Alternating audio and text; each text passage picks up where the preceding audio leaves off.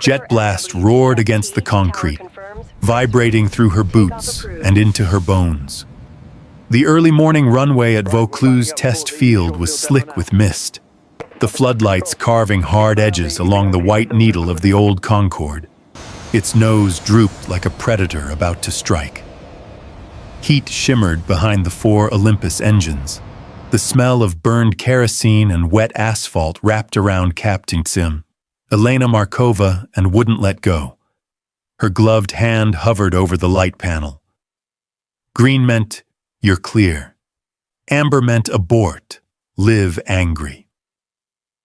The runway ahead of the supersonic airliner was insultingly short, barely a strip built for tactical transports, not for a machine born to stretch its legs over long concrete in London or Paris. The pilot in the cockpit, Commander Jean-Luc Renault, visor down, looked toward the control gantry, waiting. No chatter on the radio. They all knew one extra word was one extra doubt. If she cleared him, and he failed to reach rotation speed by the final marker, the aircraft would overrun, break, burn, and she would own every second of it. If she stopped him now, the demonstration died, the funding died, the program died, and the people who said a woman in charge of flight ops will blink first would have their proof. Her thumb tightened, knuckles whitening inside the glove. "Test control, confirm." A voice crackled, thin with strain. She cut the audio. Silence, except for engines building toward something violent, hard cut. The rain over southern France had a way of softening even military concrete. From the windows of the European Air Test and Certification Group's main building, Captain Elena Markova watched the runway disappear and reappear behind veils of drizzle, each pass reminding her how little margin they had chosen to live with. She signed in at the archive desk with the bored civilian clerk, a silver-haired man named Besson, who had been guarding old secrets since before she'd been born. "I need access to test flight media, Concorde-related, mid-70s, she said in French that still carried Sophia in its consonants. Besson looked over his glasses. "Concorde is civil." "Some of it isn't," Elena replied. "Some of it was done in cooperation with our predecessors. I have Dahl's project code." That made him sit up. Kolosem Henrik Dahl's name could open doors, but it also left fingerprints. Besson took the paper she offered, saw the authorization string, and frowned. "You're not supposed to dig too far back on this one, Capitaine." "I'm not digging," she lied. "I'm preventing embarrassment." He snorted, but motioned her through the secured door. The archive smelled of dust and old magnetic tape, a smell she had come to associate with the gap between what Europe claimed to have done and what it had actually managed. Inside the viewing room, Lieutenant Marta Kovac was already waiting, short hair damp from the weather, tablet under her arm. Marta had the meticulous air of a woman who liked rules because they did not change moods on her. "You got him to approve it?" Marta asked, hushed. "He approved what I wrote," Elena said, shutting the door. "Not what I'm going to watch." That was the first fracture. Elena felt it even as she spoke. Command had told her, build a plan, impress the minister, prove feasibility. Command had not said, go resurrect skeletons. Besson wheeled in a case, labeled in the faded scrawl of some long-retired French engineer. Essai piste réduite, 1974, it read. Reduced runway tests. He set up the digitizer, pressed play, and a grainy image bloomed on the screen. An early production Concorde, white and elegant even through analog blur, sat at the end of a runway that looked short even by modern tactical standards. The camera shook in the wind. A French voice narrated altitude and speed. Another voice, tight, pilot-controlled, answered. Elena leaned forward. At first it was ordinary. Engine run-up, brake release, the familiar, majestic acceleration. Then, at about 2/3 of the runway, something changed. The pitch indicator on the overlay rose too slowly. The aircraft was still fast, but the nose wheel kissed the tarmac again, a small bounce that had no place in a precise takeoff. The camera jerked as the operator realized what was happening. The Concorde rotated late. Too late, its main wheels skimming the very end of the strip. Dust and debris fountained. For 1 second, the aircraft seemed to drag its tail. Then the film cut. Silence filled the room. Marta exhaled first. That's why they said it was budget. They lied, Elena said softly. They couldn't make the margins. She replayed the sequence, this time focusing not on the aircraft, but on the runway environment.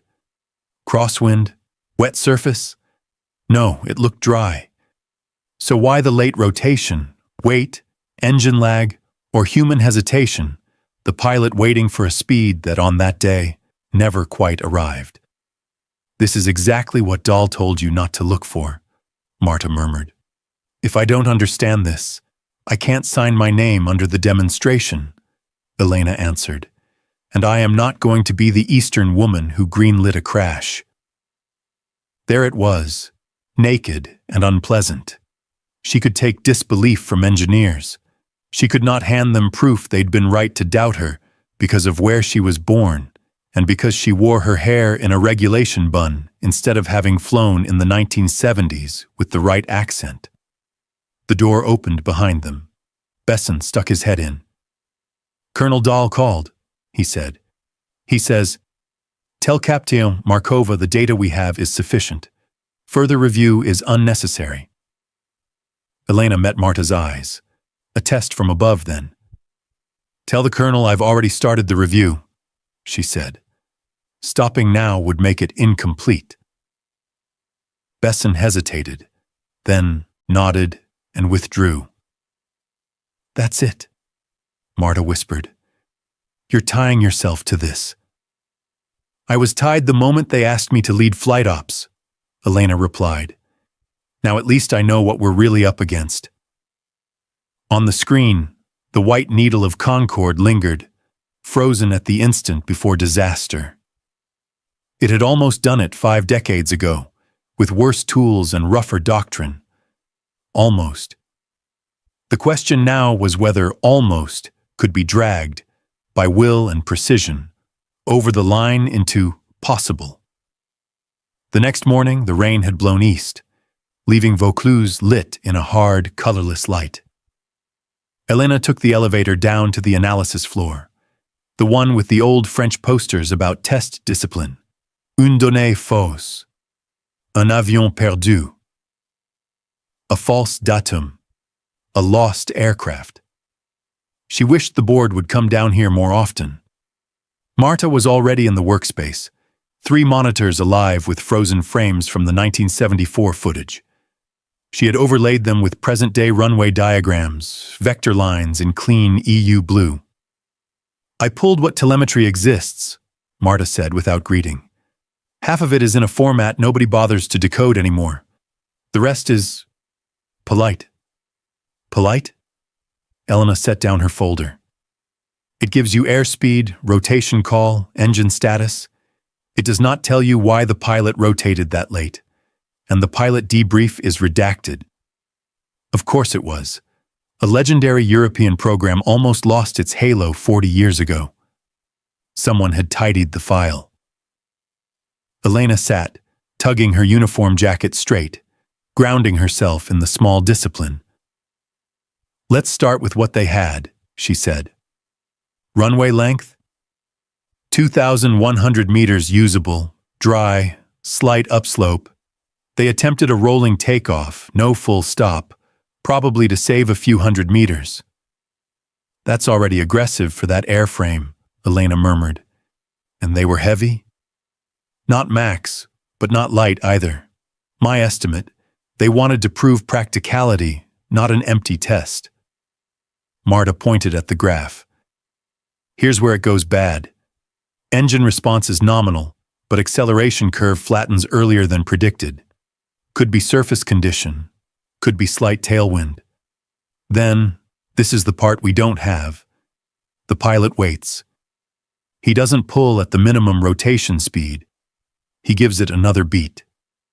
Human, Elena said. He didn't like what he felt. Exactly. But that beat is why the main gear kisses the end. If he had rotated where the engineer wanted, they might have scraped more but lifted sooner. If he had rejected earlier, they would have overrun at low speed. He chose the middle and almost killed the test. Elena stared at the timeline. It was like watching a person hesitate at a cliff edge. Jump too soon, brake, jump too late, fall. The problem hadn't been just physics. It had been doubt. This is why they buried it, she said. Not because the aircraft couldn't. Because the pilot had to be more certain than the conditions allowed a human to be. That, and because admitting Concorde wasn't a runway omnivore would have hurt the myth, Marta added. A soft ping on Elena's tablet. Message from Kolodal. Confirm you have ceased archival review. Focus on forward planning. We don't have political cover for historical controversies. There it was. Command's appetite for spectacle without its appetite for the cost. Elena didn't reply. Instead, she opened a blank document and began building what she would officially call supplemental observations on historical short-field testing. She wrote in restrained language, the kind that survived audits. Runway condition sensitivity higher than reported. Pilot decision window extremely narrow. Rolling takeoff timing critical. Recommend current plan, avoid reliance on human-timed roll. Favor stabilized spool-up before brake release. She did not write. The 1974 pilot hesitated because he was afraid. We must pick someone who knows he will not be allowed to hesitate. Marta watched her type. You're not sending this whole thing to Dahl, are you? I'm sending him what he can support, Elena said. The rest stays between us until we have a compensating procedure. That's a lot to keep in your head, El. It's better than giving them an excuse to cancel and blame insufficient historical clarity. Marta folded her arms. So we will fix in 2025 what they couldn't fix in 1974. We have better runway friction readings, modern control augmentation, and a pilot who will brief with us, not above us, Elena said, as if reciting a litany. We will not rely on luck. Marta tilted her head. Then we need a pilot who understands he's flying at the edge of the envelope, not a transport guy. Someone who lives for test profiles. Elites don't like being told what to do, Elena said, especially not by me. Then pick one who enjoys showing off to an audience. That made Elena look up. In the roster for the demo was one name circled, half as a joke, half as a lure. Soon Dr. Jean-Luc Renault, retired from frontline, retained as test pilot. Charming, high-time, media-friendly, notoriously opinionated about overcautious ground officers. He would hate being handed a profile this tight. He would also fly it like he meant to leave a legend. Elena closed the document, saved the sanitized version to the project drive, and kept the harsher inferences local only. It was a compromise. And compromises were how officers survived in joint European commands. But as she left the analysis room, she knew she had crossed a line, from merely executing a directive to shaping the risk itself. And once you shaped it, you owned it. The hangar smelled of sealant and old leather, a place made for aircraft stories and men who liked telling them. Concorde sat outside on the apron like a white monument, but inside, in a glassed-in briefing room above the floor, Dr. Jean-Luc Renault lounged with the ease of someone who had survived enough boards of inquiry to stop fearing them. He was in civilian clothes, dark blazer, open collar, but the way the techs looked at him confirmed his legend. Once you had put experimental jets through profiles over the Atlantic, people never forgot. Elena came in with her folder and the neutral face she wore for senior pilots. "Commander Renault, thank you for making time." "Capitaine Markova," he said, French vowels smooth. "They told me a very ambitious young officer wants to make an old lady sprint." "It's not an old lady," Elena said. "It's still a supersonic platform, and the sprint is the point." He smiled, half charm, half test. "Then show me why I should not simply tell Dahl this is theatrics." She put the tablet on the table and pulled up the modern performance sheet. Field length, forecast temperature at demo hour, assumed takeoff weight with fuel plus display load. She tapped the runway diagram, where they had marked in red the point at which V1 had to be called, and in yellow the point where VR must be reached if the maneuver was to stay inside what safety would sign. "Runway available, just over 2,000 meters usable," she said. "We need rotation by marker Charlie, here. That gives you, at predicted conditions, a rotation speed between 183 and 187 knots. Renault's brows lifted. "On a damp surface?" "Likely damp," she admitted. "Morning mist." "Then your 183 becomes 187, 189. And you still want to impress the minister, so you will not want me to take off with a toy fuel load. You want this to look like a real departure." "Yes." "Then your margins are fantasy."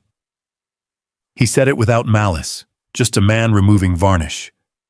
Elena felt the old pressure, the one that said prove it again.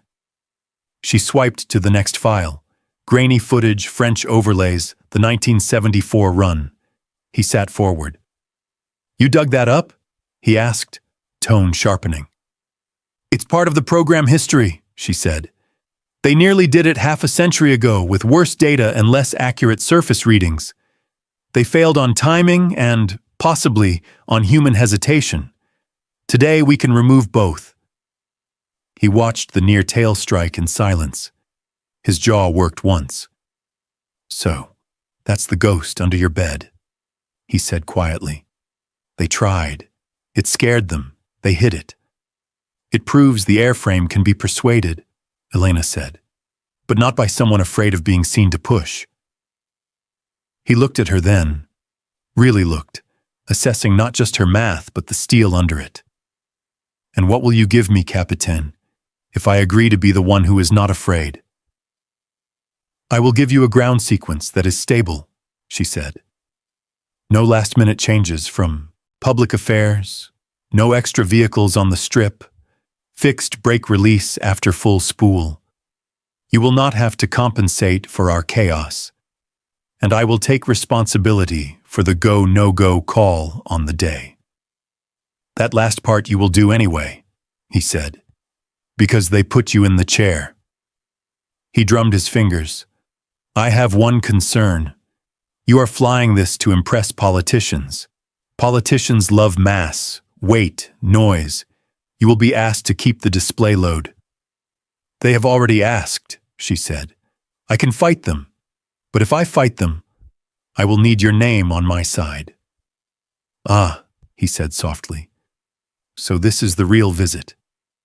"Yes."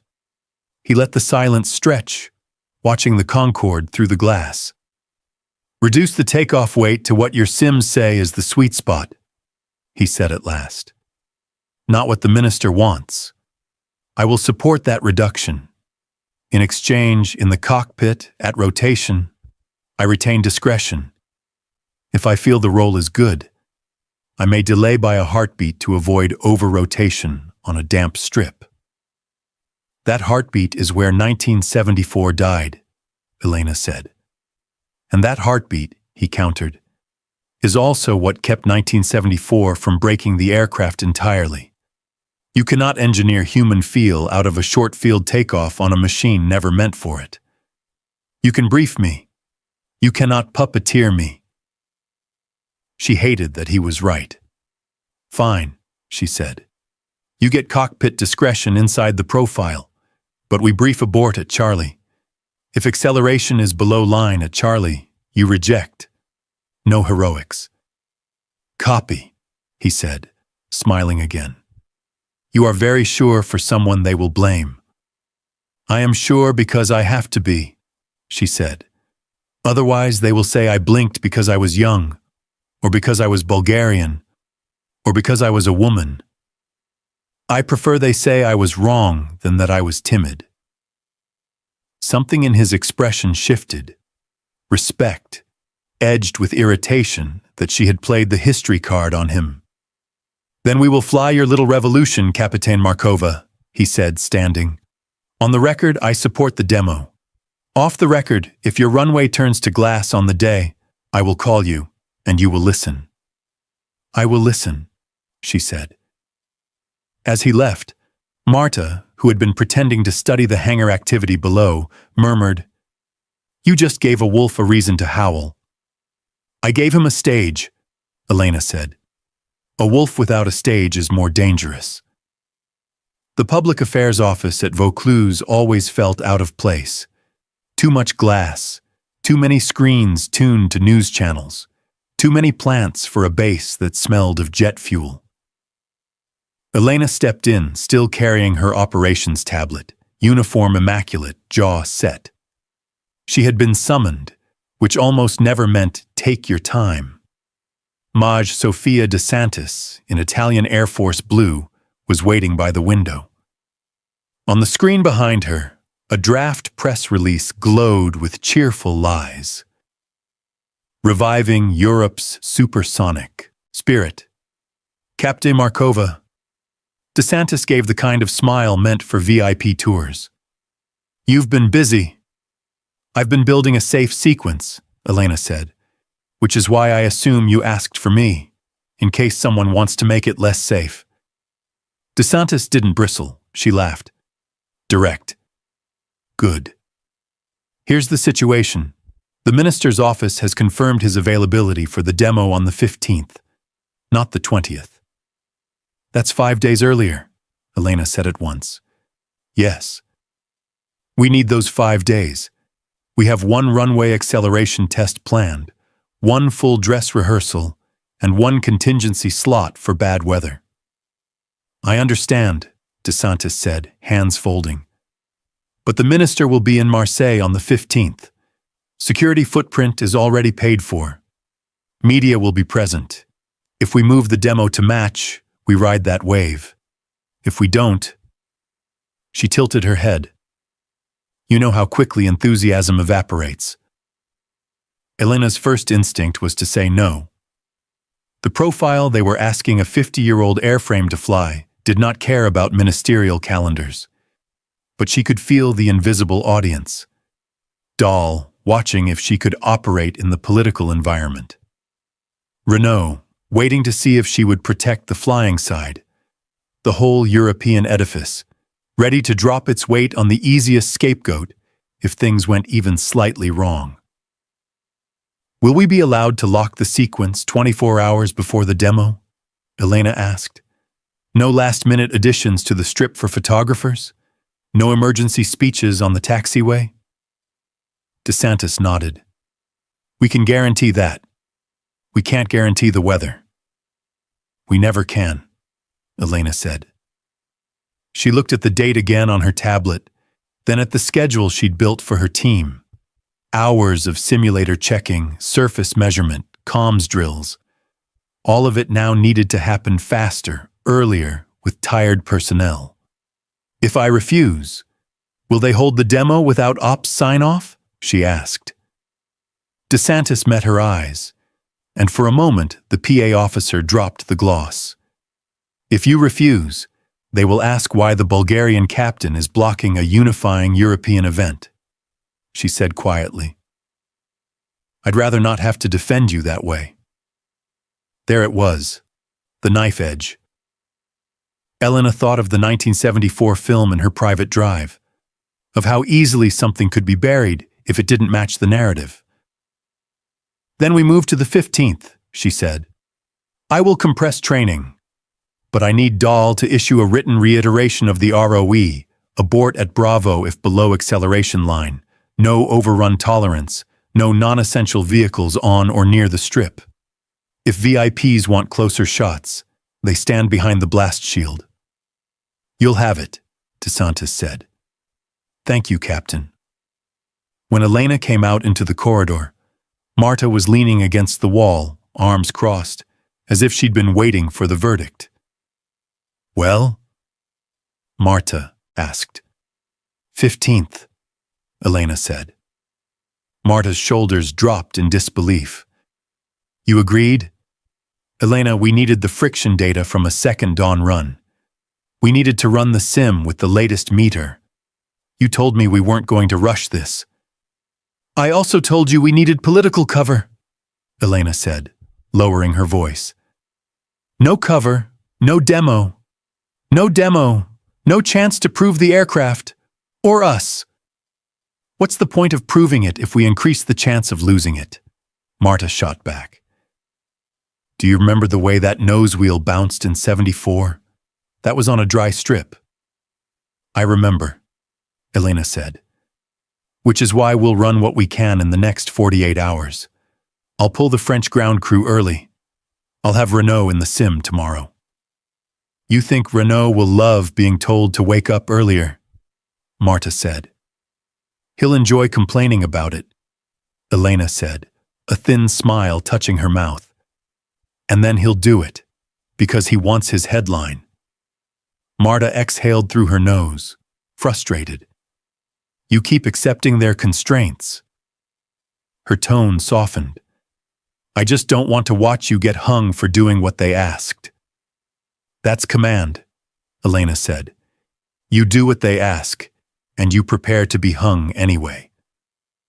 Outside on the apron, the Concorde gleamed. The schedule in her tablet was suddenly too tight, the lines too close together. There would be no leisurely, perfect rehearsals now, only improvisation supported by good math and disciplined radio. She tapped out a message to Renault. Demo moved to 15th. Sim slot Su-600 tomorrow. We run full profile. Markova. His reply came back almost instantly. You people really want a show. I'll be there. The simulator bay was cold enough to make breath visible. Glass walls, recessed lighting, the sleek white motion cab that housed an entire cockpit recreated from the retired Concorde. It had been retrofitted for test scenarios. Modern displays feeding old instruments, an odd marriage of decades. Renault was already in the left seat when Elena climbed the narrow stairs. He wore the headset like it was an old friend. Marta sat at the instructor console with a French tech, eyes on the performance curves. Morning, Capitaine, Renault said without looking back. I hope you brought good weather. I brought the weather forecast, Elena said, sliding into the seat behind him. Which is slightly worse. Marta tapped the console.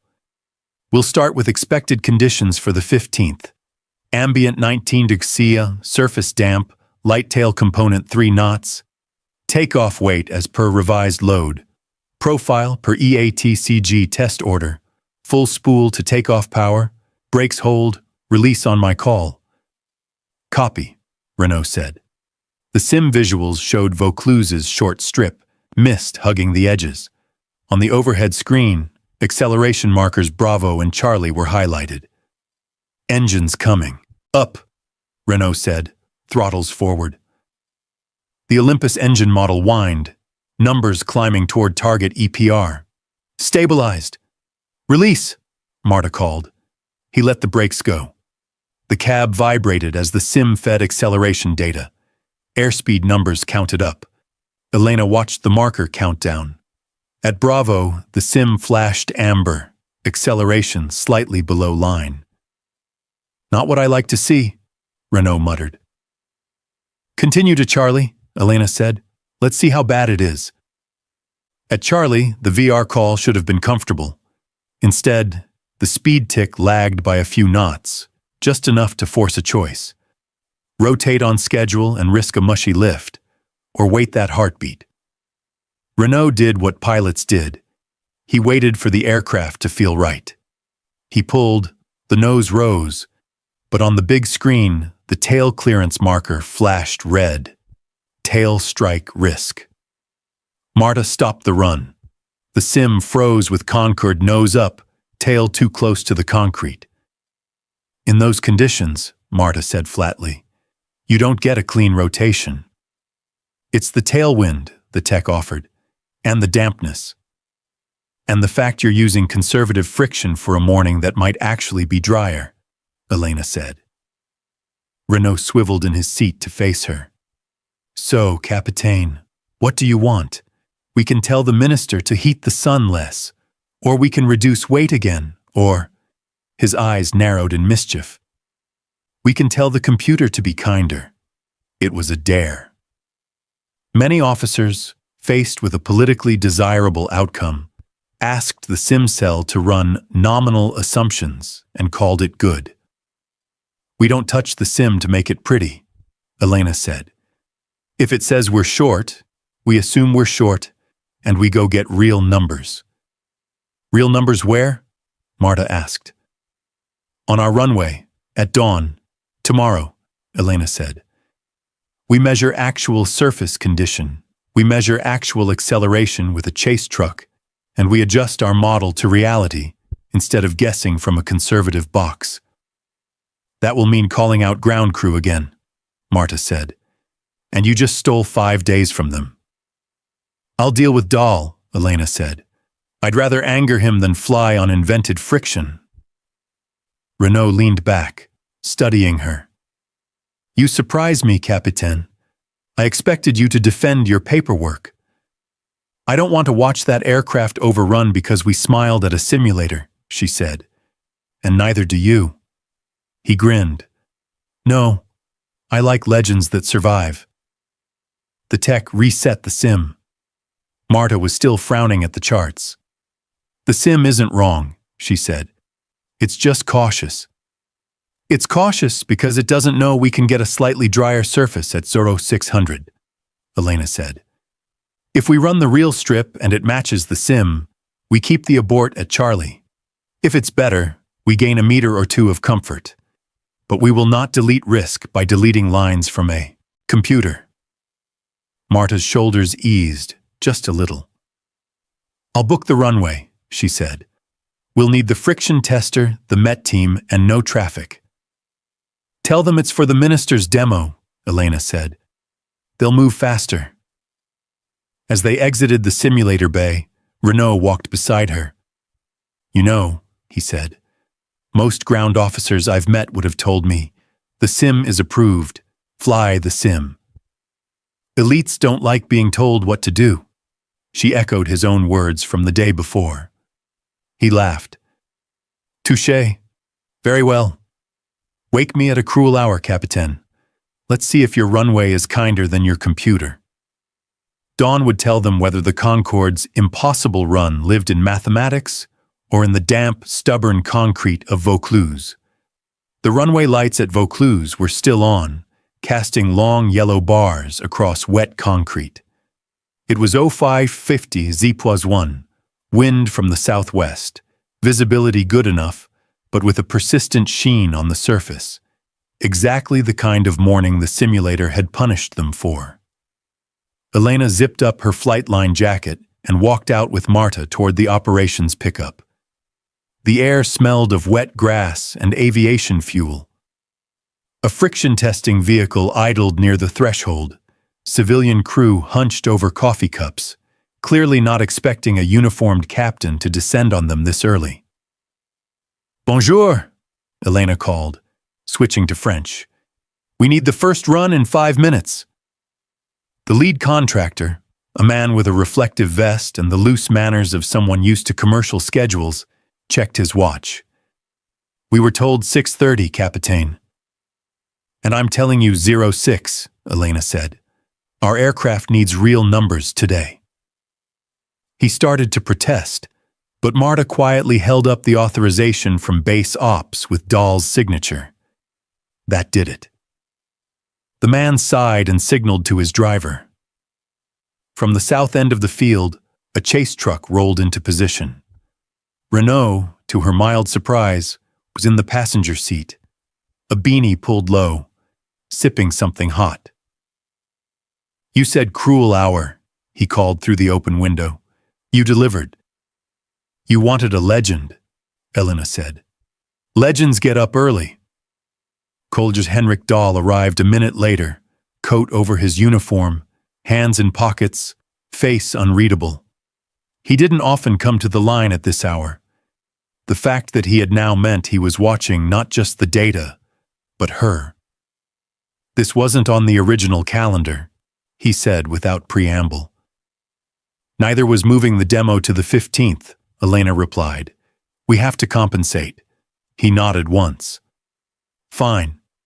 But remember, every deviation you order is yours." "I know," she said, and she did. Marta climbed into the operations van to monitor the feed. "Surface temperature 17 degrees, she said over the handheld. "Damp, RCAM equivalent between 5 and 4. If it stays at 4, we take the penalty." "We log it and normalize," Elena said. "Let's go." The friction tester rolled down the runway, sensors humming, water beating away from its wheels. Data began to flow onto Marta's screen. Coefficients, timestamps, GPS positions. "It's not bad," Marta said. "Not dry, but not the worst. If we model it at 0600 on demo day, we can shave a little pessimism off the sim." "Run the acceleration vehicle," Elena ordered. The chase truck took position at the threshold. It wasn't the Concorde, obviously, but the truck's timed run gave them a real acceleration profile on that very surface, at that very moment. They would scale it up against known aircraft numbers later. The truck launched. Spray kicked up behind it. At the Bravo marker, Marta called, "Slightly below predicted, surface still stealing energy." "At Charlie?" Elena asked. "Within tolerance," Marta said. "Barely." Dahl looked at Elena. So it matches the sim on a damp day," she said, "which means our sim isn't lying to us. And it also means if we get even half a point better RCAM on demo morning, we're inside the envelope." "That's a lot of ifs," Dahl said. "Weather, runway, pilot discipline." "That's the maneuver," Elena said. "It was never going to be casual." He studied her a moment longer. "You have a tendency to push, Captain," he said finally. "You justify it with good math, but you push. Don't let that become your signature." "If I hadn't pushed, we'd still be flying on conservative guesses," she said. "This way, when I sit in the tower on the 15th and tell Renault you're cleared, I'll know exactly what he's rolling on." Dahl didn't argue. He just made a note in his small black book. Elena recognized the gesture and knew it would appear later in some board as "Captain elected to proceed in suboptimal conditions." Renault hopped down from the truck once it returned, breath clouding in the cool air. "Well," he said, "is your beloved concrete going to help us?" "It's going to tell us the truth," Elena said, "which is that you can do it, if you fly it like the profile, not like your instincts." "My instincts keep me alive," he said. "My profile keeps the program alive," she countered. He chuckled. "Then on demo day, we will keep everyone alive." Marta stepped out of the van, tablet in hand. "When I adjust for temp and project a slightly drier surface, it's doable," she said reluctantly. "Not generous, not comfortable, but doable." "That's all we ever promised," Elena said. "Not that it was easy, just that it was possible."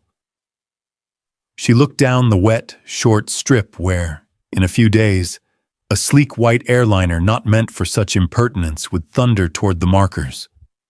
Today's numbers would give her the spine to argue, with safety. And safety, she knew, was about to argue back. The safety board met in a room that took itself seriously. national flags along one wall, framed photos of past test campaigns on the other, a long table with microphones that made everything sound like a deposition. Elena entered in service dress, tablet under her arm, face composed. At the far end, a German flight safety officer, Lieutenant Colonel Weber, flipped through a printout. Dahl sat to his right, neutral. Marta was allowed in as performance analyst, perched near the back. Renault was not present. This was about ground accountability, not pilot bravado. Captain Markova, Weber began, his English crisp. We have reviewed your demo operations plan. We have also, independently, accessed historical French test material from 1974 related to short-field attempts with Concorde. There it was, cleanly laid on the table. We note, he continued, that this material describes a near overrun, a late rotation, and probable tail contact, after which the concept was not pursued. This is relevant. Elena folded her hands. It is relevant, she said. I reviewed the same material. Weber's eyebrow lifted. You did not reference it in your initial planning document. Because the initial planning document was submitted before I had full access, Elena said. I conducted the deeper review afterwards to refine the profile. The insights from that review are in my supplemental observations. Weber glanced at Dahl. The supplemental document you forwarded yesterday, Dahl confirmed. Marta shifted in her seat. She knew Elena could have dropped the entire 1974 episode like a bomb and walked away safe. Instead, Elena was threading the middle, honest but not suicidal. Let us be very clear, Weber said. In 1974, they almost lost the aircraft. You are proposing to do something similar, on a runway that is not much more generous, with an aircraft of similar performance, in damp conditions, in front of VIPs. Why should we approve this? 3 reasons, Elena said, leaning forward. First, in 1974 they flew on assumptions. Today we have real-world friction readings from the exact runway, at the exact hour, in the exact conditions we expect. Second, in 1974 they appear to have attempted a rolling takeoff to save distance. We will conduct a stabilized spool-up, brakes held, to ensure engines are at takeoff power before we release. Our acceleration will be cleaner. Third, in 1974 cockpit and ground did not have a clearly defined abort marker. We do. Bravo for acceleration line, Charlie as no-go for rotation. If at Charlie we are not on speed, the pilot rejects. That keeps us inside the safe box. You make it sound simple, Weber said. It is not simple, Elena said at once. It is narrow, but narrow is not the same as reckless. Weber tapped the 1974 printout. And what about human hesitation? You noted it yourself. Pilot did not rotate at minimum VR. We addressed that by choosing a test pilot who is fully briefed on the historical attempt and accepts the discipline of our profile, Elena said. Dr. Renault has already run the sim. He has seen the footage. He knows where the line is. Dahl interjected for the first time. What about political pressure? The date was moved forward. Does that affect readiness? It compresses training, Elena said. It does not invalidate the procedure. We have already compensated with a runway test. Our numbers are fresh, not theoretical. Weber sat back, considering. Very well. Here is the board's position. We will approve the demonstration flight under the following conditions. He read from a prepared sheet. Condition 1. Ops lead, i.e. you, will issue the go, no-go on the day based on real-time surface condition, MET, and aircraft weight. Condition 2. Abort at Bravo if acceleration is below curve. Abort at Charlie if VR is not achieved. no exceptions. Condition 3. Any deviation to accommodate VIP presence voids the safety waiver. That's acceptable, Elena said. Understand, Weber added, eyes on her, that by taking the go, no-go, you are accepting personal responsibility for the decision. If this ends with an overrun and fire, the record will say, Ops lead cleared the takeoff under marginal conditions. I understand, Elena said, voice steady.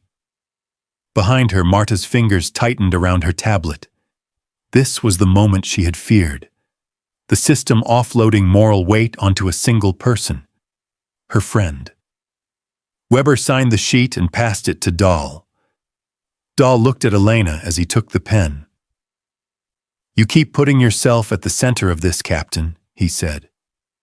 You could have said the 1974 material made the demo untenable. And then we would have lost the chance to demonstrate capability, Elena said. I believe we can do it. I will not hide behind an old failure. Dahl nodded once, signed, and slid the paper toward her. Then do it, he said. And don't make me regret defending you to the minister. Outside in the corridor, Marta caught up with her. You didn't have to admit you saw the footage early, Marta said. You could have blamed the archive. I did have to, Elena said. If we crashed and they found out later I'd seen it, they'd say I concealed critical history. This way, it's in the open. They approved it anyway. That's a lot of faith in people who like to forget context, Marta muttered. It's not faith, Elena said. It's traceability. She folded the signed safety waiver and slid it into her folder. The paper was light. The decision it represented was not. Her quarters were functional. A narrow bed, a desk, a wardrobe, and a window that looked over the apron where the white aircraft slept, under covers. Evening light from Provence washed everything in gold, but the room still smelled faintly of jet fuel that had seeped into her uniform. Elena sat at the desk, safety waiver on one side, operations timeline on the other. The 15th was circled. There were no more buffers. Her phone buzzed with the specific tone she'd set for family calls routed through the military system. She hesitated a heartbeat, then answered. Mamo, she said in Bulgarian, and the word softened her face. Elena. Her mother's voice was warm but edged with concern. I saw the news. The minister will come to your base next week. They said something about an airplane from the old days. Concorde, Elena said. Yes, we are organizing a demonstration. In France, her mother said, as if repeating the fact might make it more comfortable. Always in France, in Brussels, in places far from home. Elena smiled despite herself. That's where the job is. Is the job to risk your name for them? Her mother asked calmly. Because it seems you are always the one who must prove she is as good as them. The words landed because they were true. Elena looked out at the tarmac. A ground crew truck drove past, small next to the slumbering supersonic icon. It's not about them, Elena said. It's about the work. This demonstration, if it goes well, it shows I can run high-risk ops. That matters. Matters for what? Her mother pressed. For another base, another country, another commander who will also doubt? You have been away 15 years, Elena. You send money, you send photos, you send promotions. But I hear in your voice, tiredness. Elena let silence sit for a while. She could tell her mother about the 1974 footage, about how close history had come to erasing brave people, and how easily it could happen again. She could tell her about Dahl's careful acceptance, Weber's cold warnings, Marta's worried eyes. But her mother didn't speak in ROE and RCAM. Her mother spoke in family. It's a big stage, Elena said instead. If I walk away now, they will say she couldn't handle it. And if you stay and something goes wrong, They will also say she couldn't handle it. Her mother said, practical as ever. Sometimes their opinion is not the axis of the world, Elena. It is the axis of my world, Elena said quietly. My career is here. My team is here. My future is here. You could come home, her mother said, softer now. Work in Sofia. Teach. Be near people who speak your language first, not as an accent. Elena's throat tightened. She pictured Sofia, cobblestones, fast food on Vitosha, voices like hers. She also pictured sitting in an office filing flight safety reports for aircraft that would never attempt what she was about to clear. I can't come home in the middle of a mission, she said. That's not who I am. Her mother sighed. No, you are your father's daughter, always needing to show you can stand where the men stand. It's not about men, Elena said, sharper than she intended. It's about command. Command men, Europe, it all becomes the same wall, her mother said gently. Just remember to keep a door for yourself. I will, Elena said, though she didn't know if she believed it. I have to go. There are briefings. I know, her mother said. Be careful. Don't let them use you up. When the call ended, the room felt emptier. Outside, the sun slid lower, and the Concorde's nose caught the light like a blade. A knock came at her door. Yes? Marta poked her head in. Minister's office just confirmed, she said. He's coming with cameras. Dahl wants a full dress rehearsal the day after tomorrow. Renault will fly the taxi and acceleration, but not rotate. Good, Elena said, wiping the last of the emotion from her voice. We'll run the radio exactly as on demo day. No improvisation. Marta studied her. You okay? I'm fine, Elena said. Just home calling. You can still say no to some of this, Marta said. You can tell Dahl the runway data is too tight. And waste everything we've done? Elena shook her head. No, we're committed. Marta nodded, resigned. Then I'll get the crew lists ready. When the door closed, Elena looked again at the safety waiver. Her name was the only one under Ops Lead. Everyone else had signatures, but theirs were distributed, diluted. She was the focal point. She straightened the papers, put them in her folder, and with a deliberate movement, placed her family photo, her mother, younger, in Sofia, underneath. Not to hide it, but to make sure it was with her when she walked into the next storm. The minister was coming. The dress rehearsal would have to be perfect, or as close to perfect as a plan this narrow could be. And if her pilot decided to feel the aircraft, she would have to pull him back in front of everyone. The airfield looked almost like demo day. Cones marked off media areas. A temporary blast shield stood where VIPs would stand, and fire rescue vehicles waited at the midfield turnoff. The only thing missing was the minister and the actual liftoff. Elena wanted everyone to feel the pressure now, not when cameras were rolling. She sat in the tower control seat assigned to Ops Lead, headset on, safety waiver in her lap, more as a ritual than a tool. Below, the Concorde began to taxi, white against the gray runway. Even at taxi speed, it drew eyes. Test flight, this is Vaucluse Ops, she said. We will run the sequence as briefed. No deviations. Call each marker.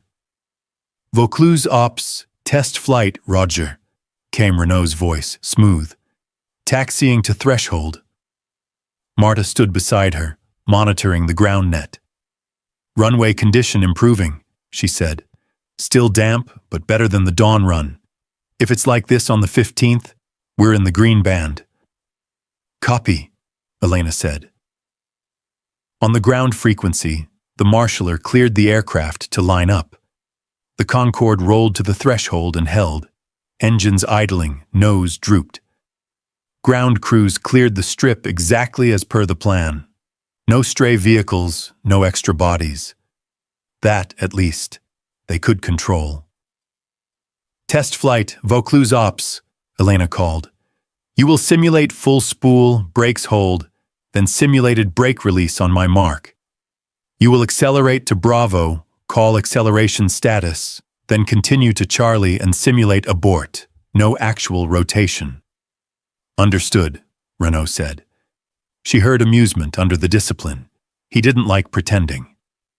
Stand by, 3, 2, 1, spool. Through the tower windows, she watched the heat shimmer behind the engines as the numbers climbed. In her headset, Marta read off simulated EPR. Perfect. Test flight, brakes release, Elena ordered. The Concorde surged forward, this time faster than in the sim. Real engines, real mass. It thundered down the runway, wheels slicing spray away. Elena watched the marker approach. Bravo marker, Renault called. Acceleration, slightly below nominal, but he didn't say check, as briefed. He added an assessment. Elena's eyes narrowed. Not catastrophic, but it opened the door. They were approaching Charlie now, the no-go point. Test flight, simulate abort at Charlie, Elena said. There was a microseconds pause. Then, instead of the crisp abort call, Renault said, continuing 3 seconds to feel roll. The Concorde kept moving. Not dangerously, not even outside a real abort window, but outside her window. On a day with VIP eyes, 3 seconds could be the difference between a graceful roll-off and an overrun. Test flight negative, Elena said, voice going flat with command. Abort now. This frequency is recorded. Brakes flared, reversers opened, the aircraft decelerated. It slowed, well before the end, turned off at the planned taxiway, and began the long rollback. From the tower, the deviation would look invisible to anyone who didn't know the script, but everyone who mattered knew. Marta blew out a breath. He just had to. If I let him, every crew chief down there will tell their teams, we follow the pilot, Elena said. And then on demo day we'll have someone repositioning for a better shot while he feels the roll. She switched to ground. All units, note. No unbriefed extensions to roll or abort are authorized. Ops retains authority on all demo runs. That's per safety. Acknowledgements came in, some more clipped than others. By the time she got down from the tower, Renault was already striding toward the ops building, helmet bag under his arm though he hadn't needed it. He looked every inch the veteran who believed in instinct over paperwork. You enjoyed that, Capitaine? He said in the corridor. Correcting me on an open frequency? I enjoyed preserving the chain of command, Elena said. You added time to an abort that is already narrow. It was a rehearsal, he said. A rehearsal is where you feel what the aircraft wants. A rehearsal is where you teach the crews the hierarchy they will follow in front of ministers. She shot back. If you add 3 seconds, they add 3 vehicles, PA adds 3 cameras, and suddenly my margin is gone. He studied her, weighing temper against respect. You are still anchored to 1974, he said finally. You keep seeing that late rotation. Yes, she said without apology. Because I'm the one safety will call when they pull that film and ask, who cleared this? He shrugged, but it wasn't a dismissal. Then show me the whole thing, he said. Not the sanitized observations, the real dossier. If I am to be the one at the nose of that thing, I want to see exactly how close they came. That material wasn't meant for wide, he cut in. You already showed it to your analyst. Show it to your pilot. He had her there. If she kept holding back, she'd be feeding the very distrust she was trying to kill. Fine, she said. My office. 1800, you'll see everything. Good, he said, some of the edge leaving his tone. Because on the 15th, I'll need to know that when you say go, it's because you know, not because you hope. When he walked away, Marta came up beside her. You did the right thing, Marta said. They all heard it. Let's hope they remember it, Elena said, because now I have to show him the ghosts. At 1800 the base was quieter, the evening watch taking over, the sun flattening against the hills. Elena's office was small, functional, with a single plant that refused to die and a wall map of European test facilities. On her monitor, the 1974 footage waited. Renault arrived on time, in flight jacket this time, expression closed. He shut the door behind him without being asked. You said you'd show me everything, he said. I will. She gestured to the chair. He didn't take it.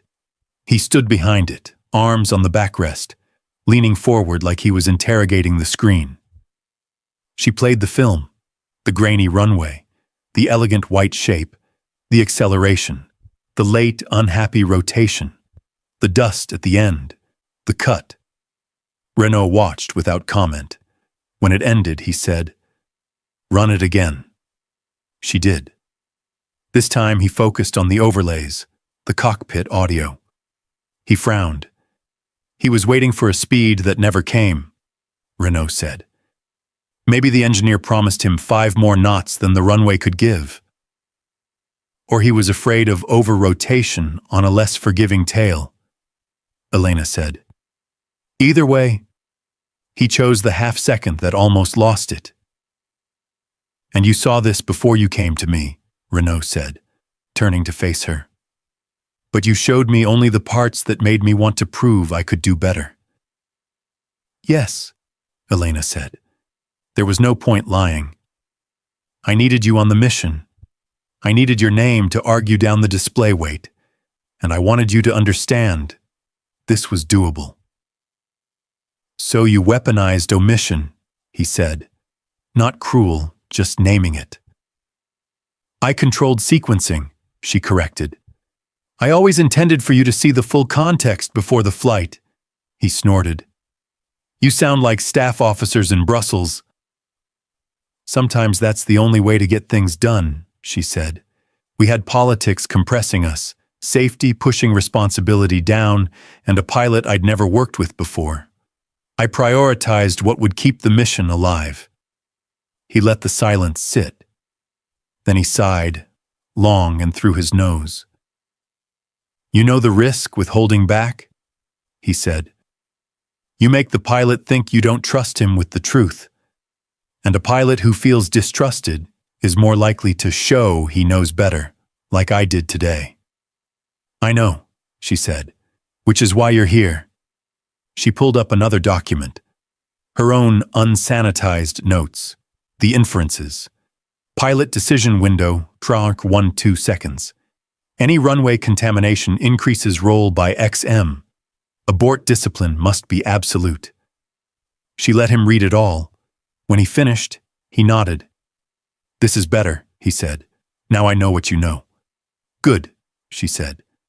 Because tomorrow I'm issuing the formal crew briefing. I'm adding a line. Pilot has been briefed on historical short field attempt and accepts the hazard. You will sign it. He raised an eyebrow. You want it on paper that I knew. I want it on paper that we both knew, she said. If we fail, they will cut context to make it look like a surprise. This is how we prevent that. He considered, then shrugged. Fine, I'll sign. But I want something in return. What? On demo day, if acceleration is marginal but not catastrophic, and we are at Charlie, I want you to consider that I, in the cockpit, can feel micro conditions you cannot see from the tower. She met his gaze. And I want you to consider that I am the one being recorded saying go. They held each other's eyes.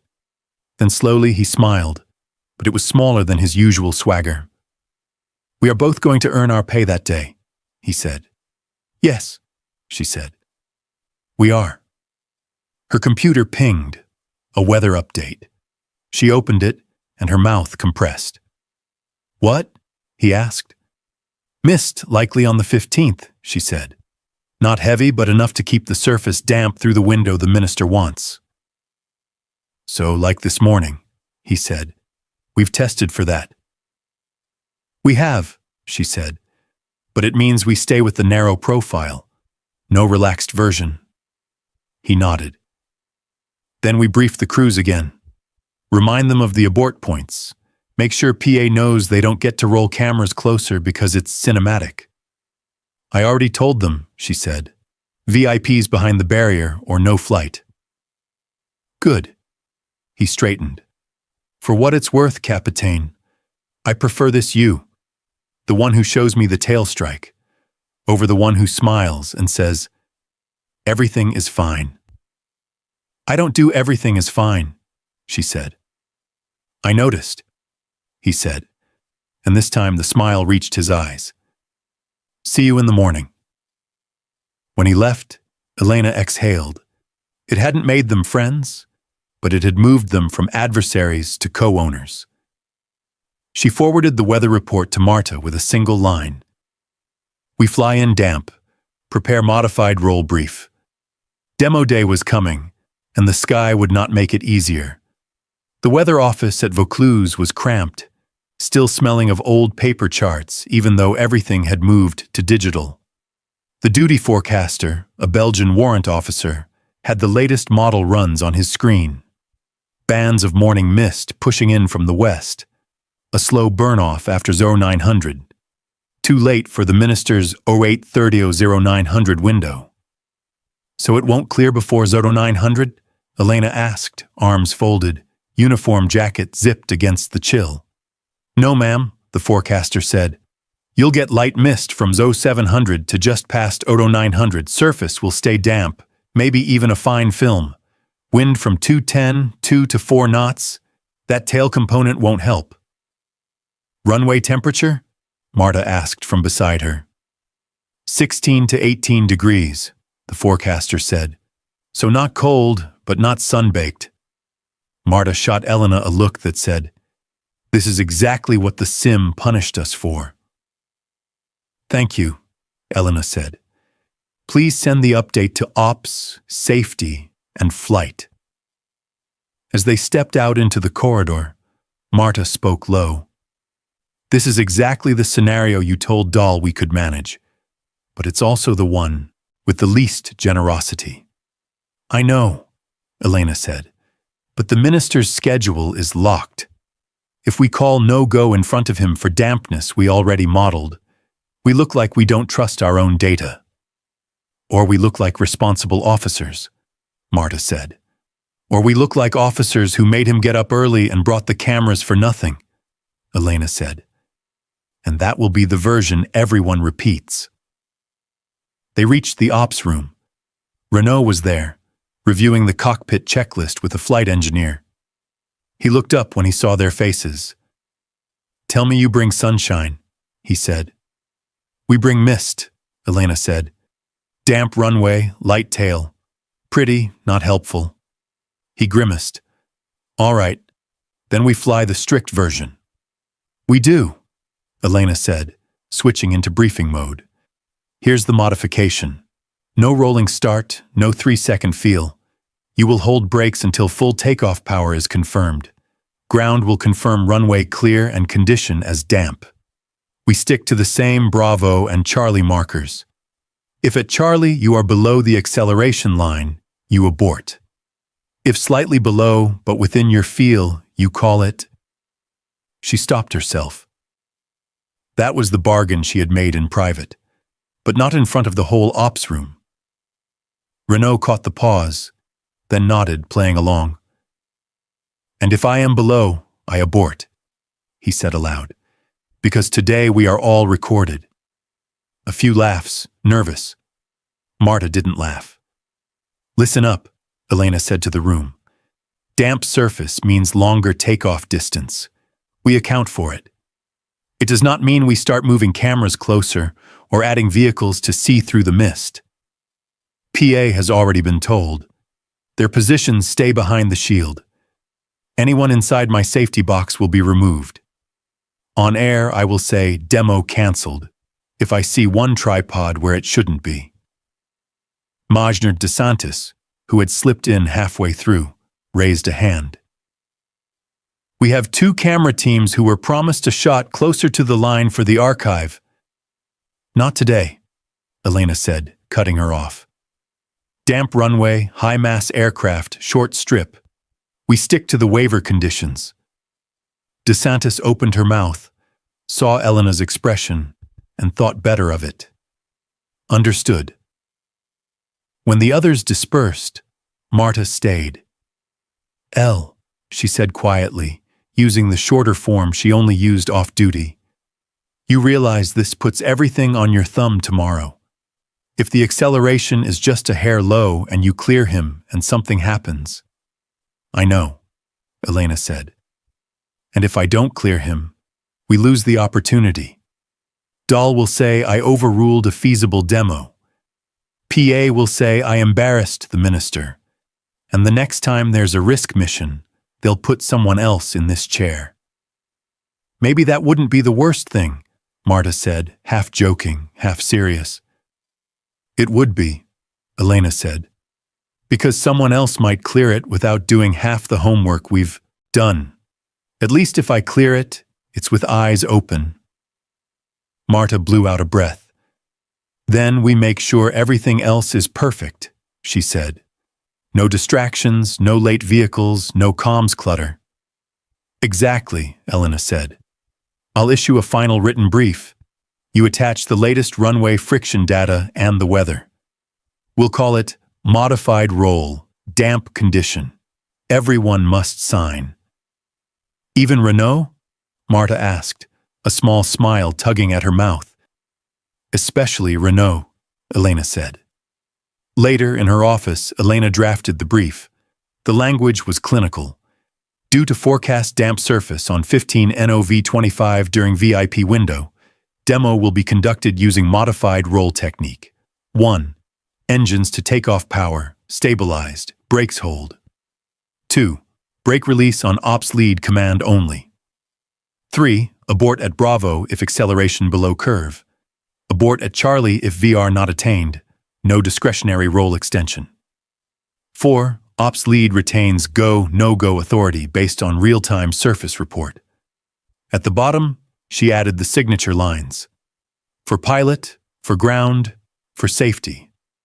She hesitated, then added, "All parties have been briefed on historical short-field test limitations, 1974, and current mitigations. No one would be able to say later that they didn't know." When she sent it out, replies began to ping back almost immediately. ACK, signed, received. The machine of a multinational military doing what it did best, formalizing risk. Outside, mist had already begun to form over the field, curling low over the concrete. In 12 hours, it would be thicker, lit by floodlights, cameras trained on the sleek shape at the threshold. Demo day was coming. And now there was truly nothing left to hide behind. The mist lay over Vaucluse like gauze, thinning just enough for cameras to love, but not enough for pilots to trust. Floodlights carved the outline of the runway, and at the far end, the white Concorde sat with ground crew clustered around it. Its nose drooped in readiness. It was 0820. The minister's convoy was on base. Everything was louder than it needed to be. From the tower, Elena could see too many people near the safety barrier, civilian suits with lanyards, a TV crew adjusting tripods, Maggi. DeSantis trying to herd them with a smile. Elena put on her headset. Ground ops, clear the red zone. Only fire rescue marshalers, and towing authorized inside the cones. PA stays behind the shield. Down below, DeSantis looked up, startled, then keyed her handheld. Copy ops, working. A suited aide, clearly from the minister's team, leaned toward DeSantis, gesturing toward the aircraft. Even from up here, Elena could read the body language. He wants closer. DeSantis glanced up again, apologetic. The intercom in the tower buzzed. "Ops PA," DeSantis said. "Minister's staff would like a quick photo on the taxiway before the run. 2 minutes only." "No," Elena said immediately. "The aircraft will taxi on. Time. Taxiway must be clear." "Ops, they're saying—" "Repeat. Taxiway must be clear," Elena said, voice flattening into command. "We are under a safety waiver. Any personnel inside my box voids the waiver. If they want a photo, it's behind the barrier." Silence for 3 seconds, then a grudging, "Copy." Marta, standing beside her, murmured, "That's going to cost you at the reception." "They can have their reception after I don't crash their showpiece," Elena said. She switched to flight frequency. "Test flight, Vaucluse Ops." "Ops, test flight, go," came Renault's voice from the cockpit, calm, professional, but with that showman thread. "Runway condition, damp as briefed. Wind 210 at 3. Modified roll in effect. Brake release on my command. Abort at Bravo if below curve. Abort at Charlie if no VR. Confirm." Test flight copies modified roll. Brake release on Ops command. Abort points Bravo and Charlie. We are ready to start. "Copy. Stand by for tower clearance." She nodded to the actual air traffic controller, a younger French lieutenant who today would mostly be repeating her will. "Clear him to taxi." "Concorde test flight. Vaucluse Tower. Taxi to runway 22 via Alpha." Below, the sleek aircraft began to move, almost dainty for its size. Cameras swung. The minister, flanked by security, stepped up to the barrier. Even at this distance, Elena could see the delighted, expectant face. This was a headline for him, a Europe still dares moment.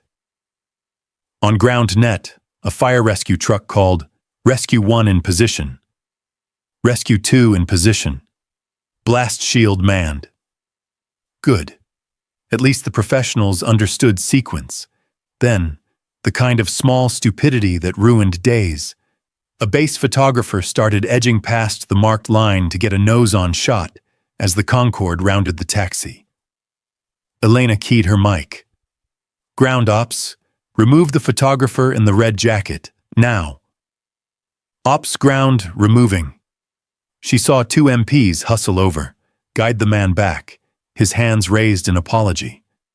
The minister's aide looked irritated. Marta whispered, "You know they're going to say you were intense." "I was told to own go, no-go," Elena said. "This is what ownership looks like." The Concorde reached the threshold and turned, aligning with the short, damp strip. Even from up here, Elena could feel the cold, open moment she'd lived days ago. The white needle, the insufficient runway, her hand poised over a light. "Ops test flight," Renault said. "Holding short, ready for spool." Elena looked at Marta. "Surface?" "RKM equivalent 4, trending to 5, Marta said. "Same as our dawn run. We're in the green if he flies the profile." Elena looked at the minister, at Dahl standing a little behind him, hands clasped. This was it. Months of political maneuvering, days of compressed prep, and a piece of 1974 film haunting her. She switched to the all-ground channel. "All stations ops, demo sequence is now locked. No entry into safety box, no adjustments for media. Abort points Bravo, Charlie as per brief. This frequency is recorded." Acknowledgements rolled in. Then she keyed to the cockpit. "Test flight ops, you are cleared to line up and hold." "Lining up," Renault said. The Concorde rolled onto the center line, straight, arrogant even in mist. Engines at idle were already a low growl. "Test flight ops," Elena said, steady. "When ready, commence engine spool for modified roll." Commencing spool, Renault replied. On the runway, heat shimmered.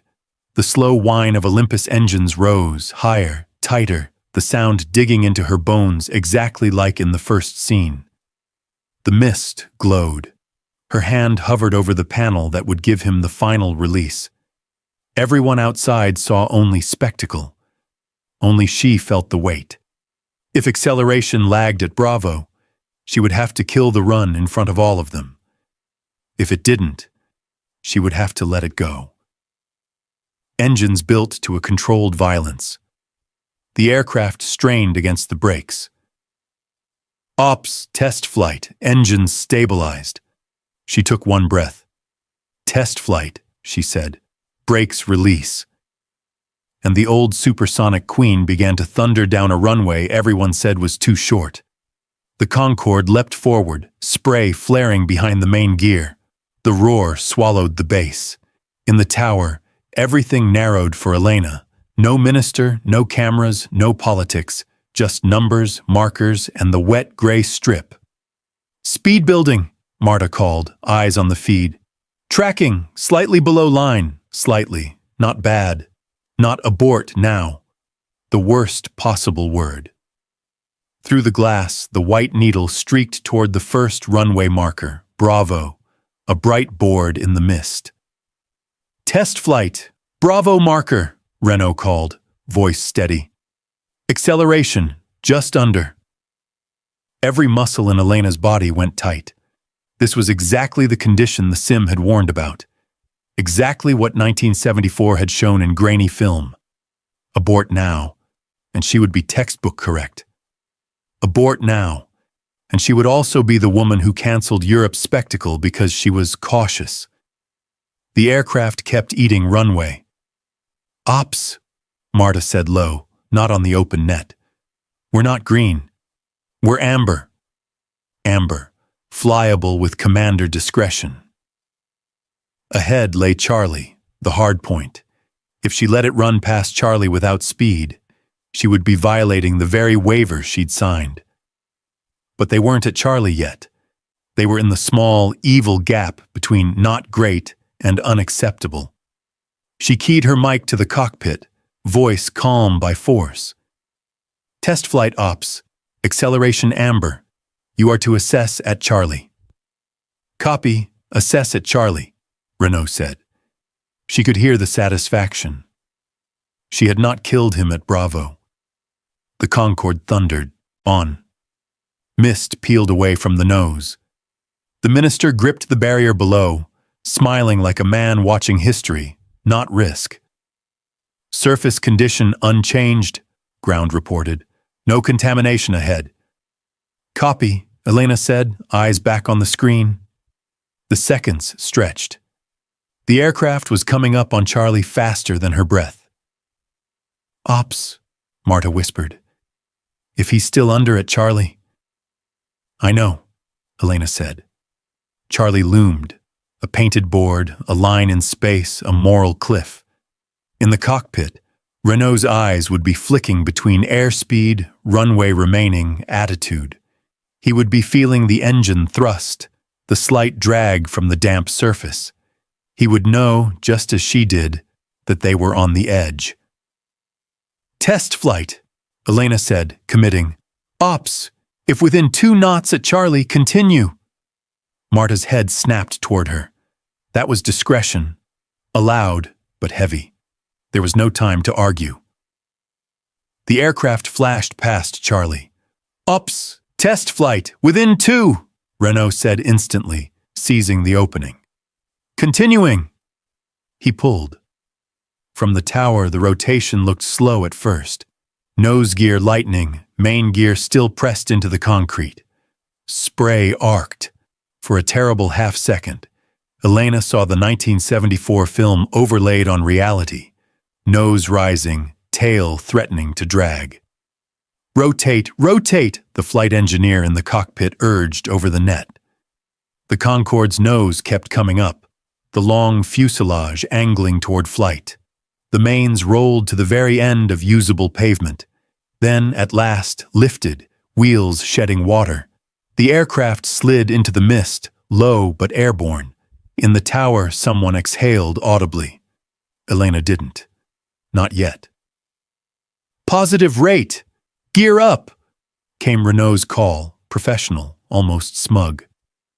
"Gear up," the engineer echoed. The great white aircraft climbed away, flaps at the planned setting, engines bellowing triumph over concrete that had almost been too short.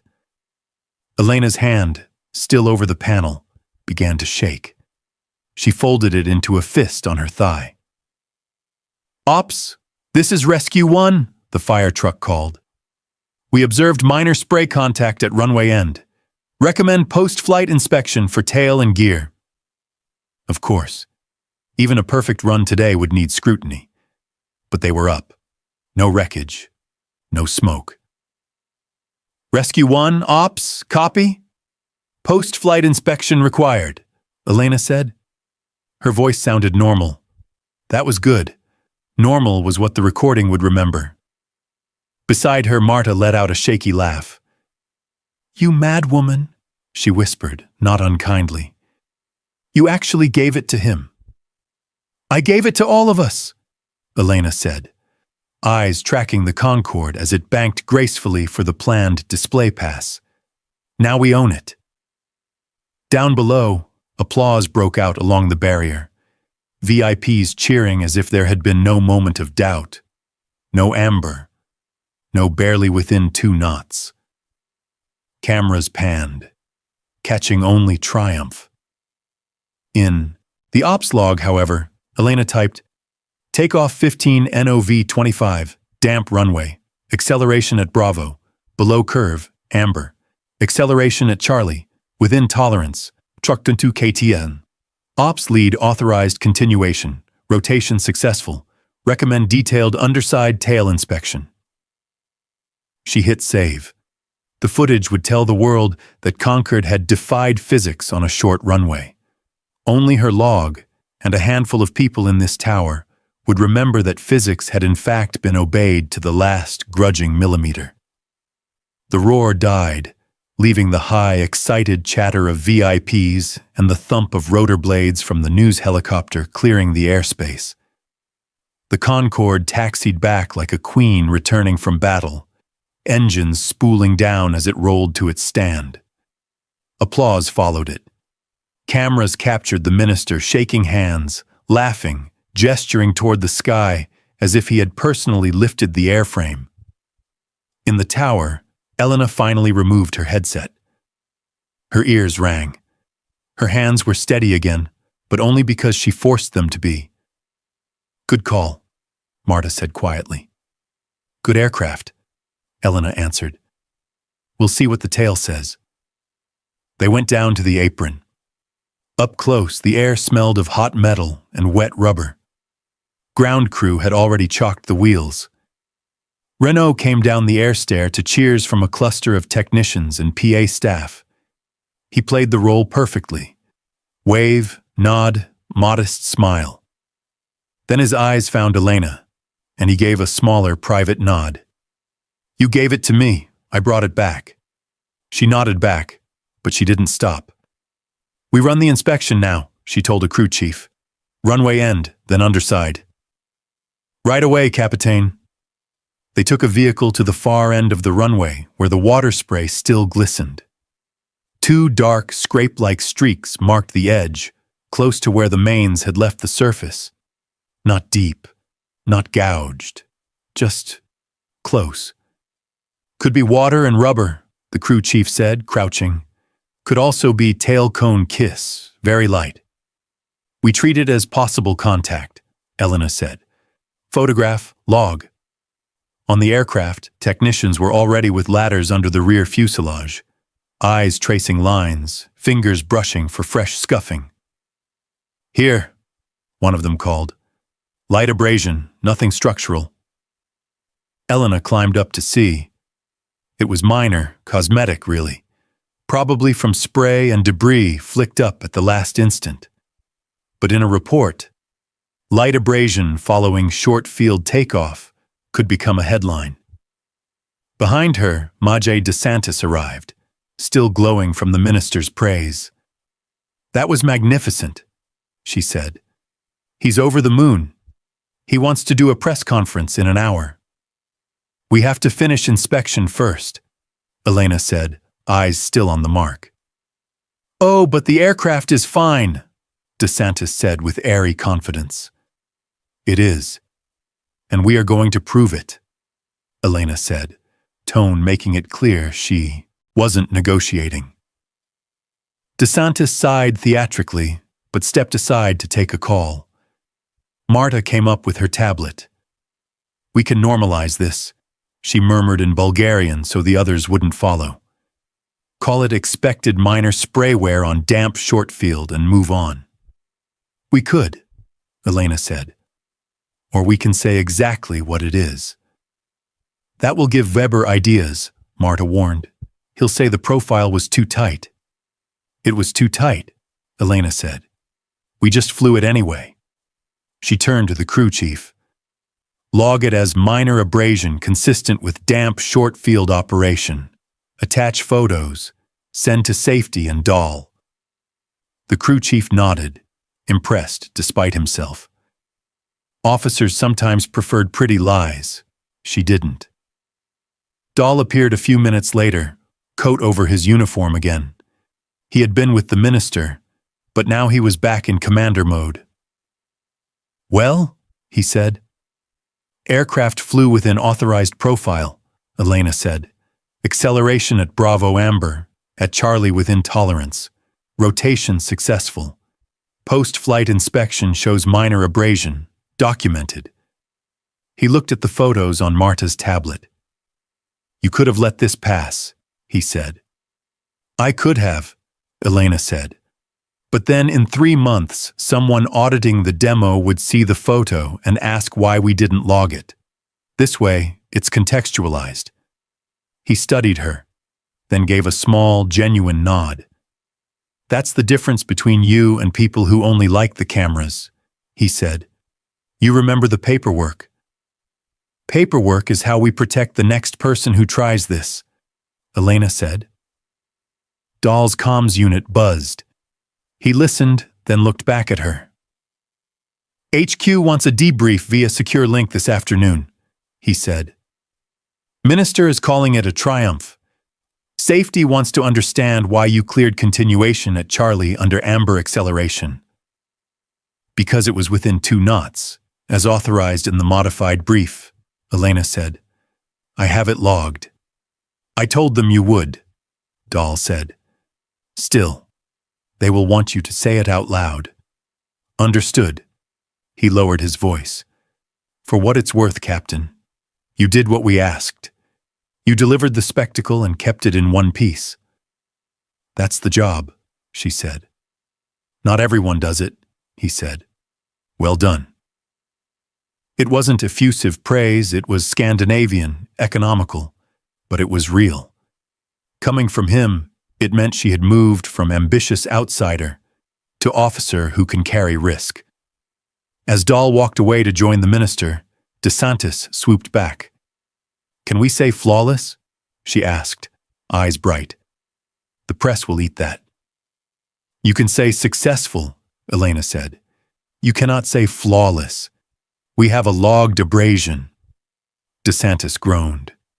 "You really are impossible." "I'm traceable," Elena said. She watched as the cameras filmed the minister in front of the aircraft, talking about European ingenuity and daring. The world would see the cleaned version.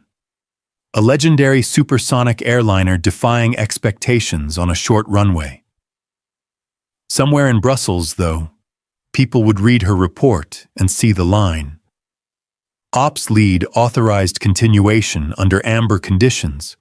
Aircraft exhibited minor abrasion. And they would ask the next question. Who told her to own that? Which was exactly why she was certain the next call would not be congratulatory. "Prepare for HQ," she told Marta. "They're going to want a board-style narrative." "You want me on?"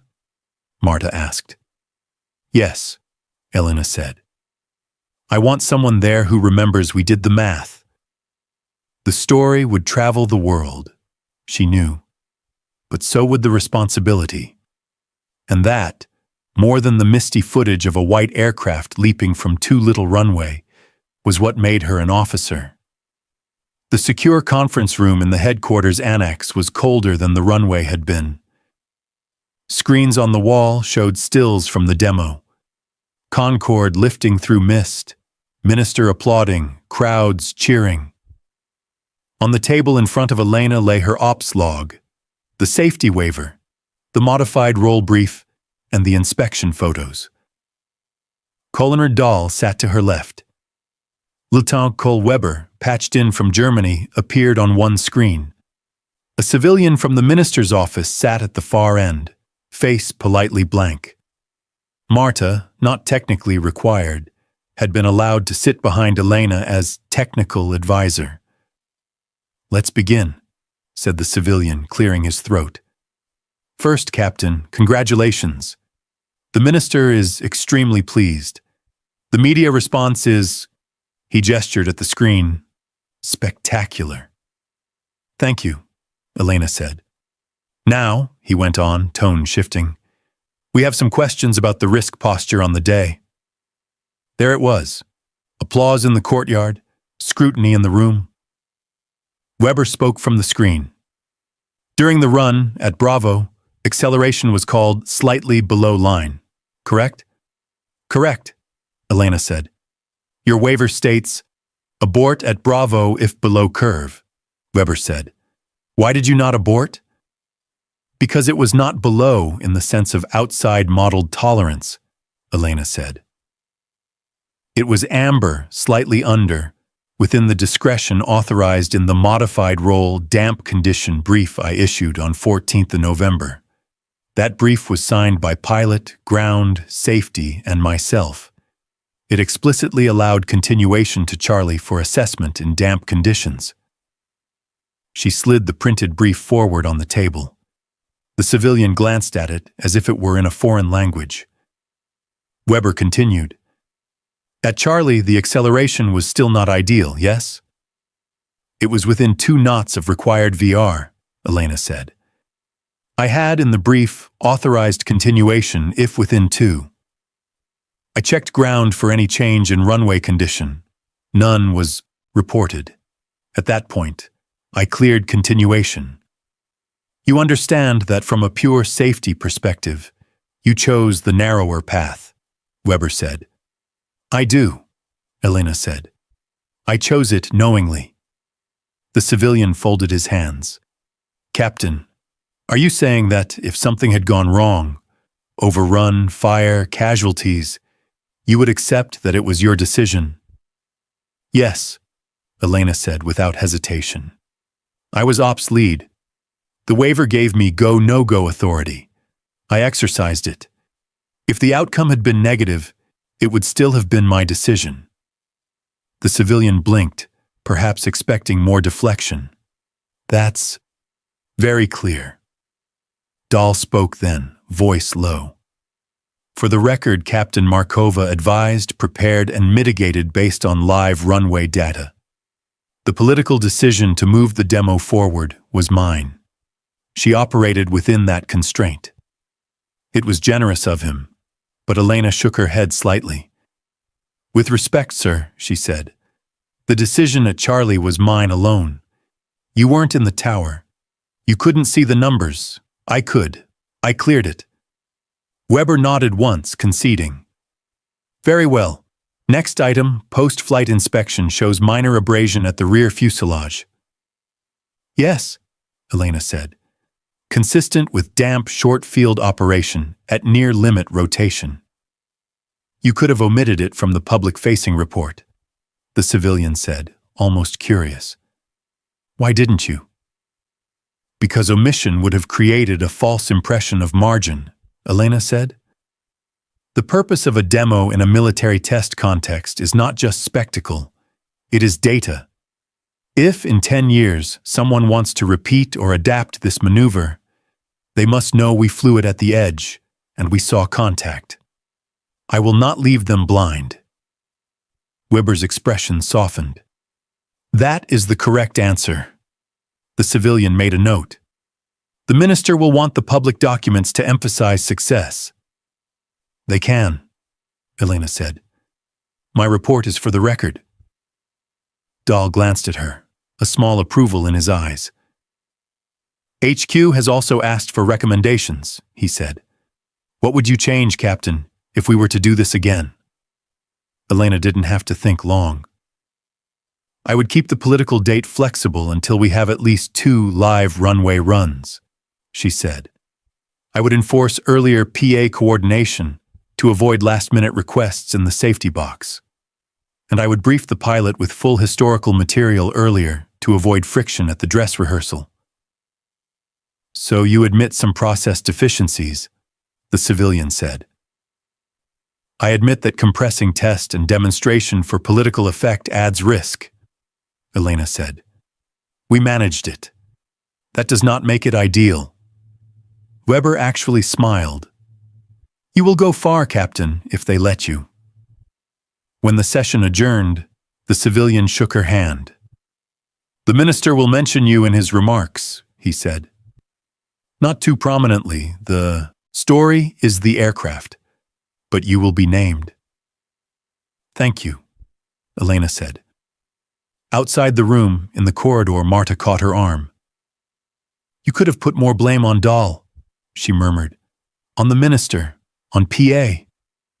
I could have, Elena said.